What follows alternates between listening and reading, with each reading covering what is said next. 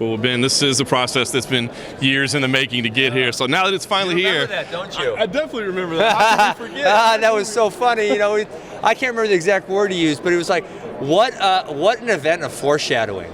That I don't even know that I had a fight at that time. If I did, it was like maybe one. And the Fiochi mix, I was an Olympian that was making. I made the transition before Daniel or Henry did, and we were on the same team. And for him just to pick that one event to go off on, all those years ago, it's just like, it's such a funny foreshadowing of what would come. It's weird. I mean, just that it's finally here, it feels almost surreal. So let me ask you, the emotion for you, I mean, being here, seeing all the, all this, the machine of the UFC and knowing this is finally about to happen, what is the emotion like for you?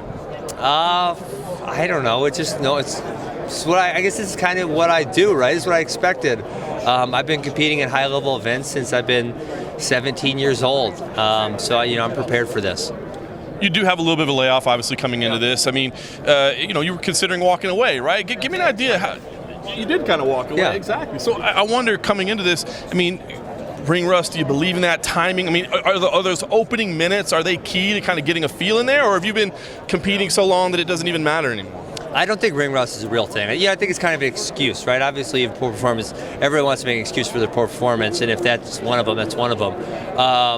I feel good. I mean, obviously, you know what? I think the extra 5 weeks, because I was supposed to fight on January 26th, I think that was helpful. I think initially I was really annoyed about it, but I think it was good. I just felt myself getting better every single week. It was a lot of, it's riding a bicycle, right? Everything had to kind of just come back to me timing-wise. And so I think the open minutes are critical because Robbie's a fighter who can do a lot of damage quick, and he's known to come out fast, and he fights in sprints, so coming out and establishing the way I want the fight to be fought is super important. Nobody ever wants to lose a fight, certainly not you, but I mean, do you feel like this added, I don't want to say pressure, but responsibility? I mean, all the talk, all the fun, all the goes you've had all the years, is there a feeling of you that feels like, I got to go out there and back up all the shit I've been talking? No, I mean, I'm going to do that, right? It's like, right, it's a given. I'm going to go out there, I'm going to fight my ass off, and that's, simple. No doubt. Yeah. The matchup itself, do you look at, because I think a lot of people say it's kind of an old school matchup, this kind of striker grappler at its core. Is that the way you feel about it too? Yeah, a little bit. I mean, obviously, I guess at its core that's what it is, but obviously Robbie and I are more than, to label us as just that would be kind of, if we're talking in 2005 terms, it's a little different, right? But obviously it's going to be who's going to impose whose will. Am I going to be able to impose my will? Because if it's a ground battle, I'm sure you don't see any way that he can win. And if it's a striking battle, you probably also don't see any way I can win. And so, kind of at its core, that's what it is.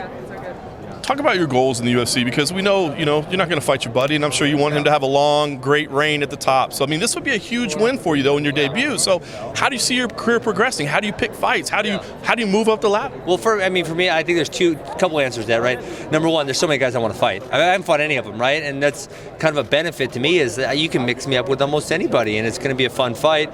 And then number two would be that I'm going to be the 165-pound champion by the end of the year. So, I think that's both your answers all in one.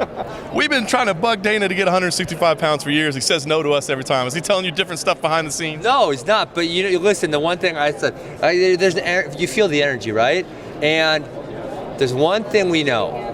The harder Dana pushes against something, the more likely it is to happen. Think about what he was saying about women's fighting. I mean, he was adamant, this is not happening. This will never happen.